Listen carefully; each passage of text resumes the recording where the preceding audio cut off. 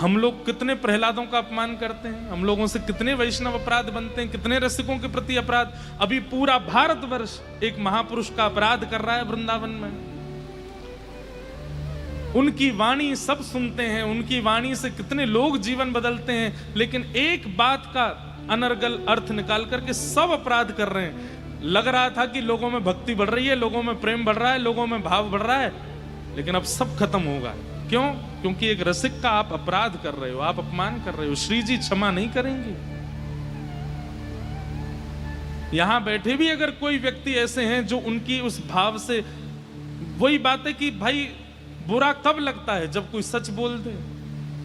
और वे तो सबको बोलते हैं, उनके लिए कोई स्त्री पुरुष अलग अलग नहीं है। वो पुरुषों को भी समझाते हैं, वो बच्चों को भी समझाते हैं, हम कथा वक्ता भी जाते हैं, हमको भी समझाते हैं। आज पूरा विश्व उनका कितना अपराध, घनघोर अपराध कर रहा है। इसीलिए कहीं सुनामी आ रही है, कहीं पर भूकंप आ रहा है, कभी कुछ हो रहा है, कभी कुछ हो रहा है। हमारी प्रार्थना है ऐसा मत कीजिए आप लोग। जिनकी वाणी सुनकर के कभी कृष्ण प्रिय लगे हैं, वृंदावन प्रिय लगा है, कम से कम उनका इतना तो सम्मान कीजिए कि वो क्या कहते हैं, किस भाव को प्रस्तुत करते हैं। आप ठाकुर जी को क्रोध क्यों दिला रहे हो? भोग में कोई अपराध हो जाए ठाकुर जी गुस्सा नहीं होते, श्रृंगार में अपराध हो जाए ठाकुर जी को बुरा नहीं लगता। आपसे श्रृंगार कराने बैठे हैं क्या? वो पूरा दुनिया श्रृंगार करती है उनका, और आप क्या श्रृंगार करोगे उनका? वास्तव में कोई श्रृंगार नहीं करता ठाकुर जी का। श्रृंगार का सौभाग्य है कि वो ठाकुर जी के ऊपर पधराया जाता है। वो उसका भाग्य होता है कि मुझे धरा दो, मैं ठाकुर जी के ऊपर जाऊं।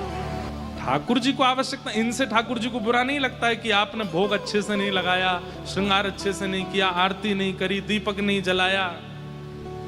इन सब से कभी ठाकुर जी नाराज नहीं होते। ठाकुर जी को दुखी करने का एक ही कारण है, और वो है भक्त अपराध, वैष्णव अपराध। और भक्त अपराध, वैष्णव अपराध से बचने का एक ही उपाय है।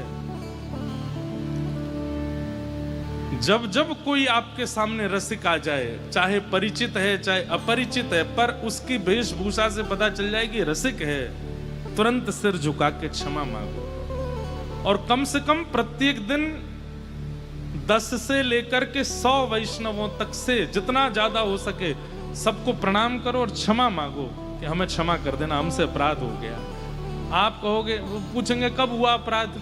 बोले हुआ तो कुछ नहीं है, लेकिन महाराज जी बोल गए इसलिए मांग रहे हैं हम। ऐसा मत करना, अपराध सबसे होता है, इसलिए सबसे क्षमा मांगो, हमें क्षमा कर दीजिए, हमें क्षमा कर दीजिए। जितने रसिकों से, वैष्णवों से आप क्षमा याचना कर लेंगे, उतनी जल्दी अपराध मुक्त होंगे, ठाकुर जी उतने प्रसन्न रहेंगे। बस उनके रसिकन को खुश रखो।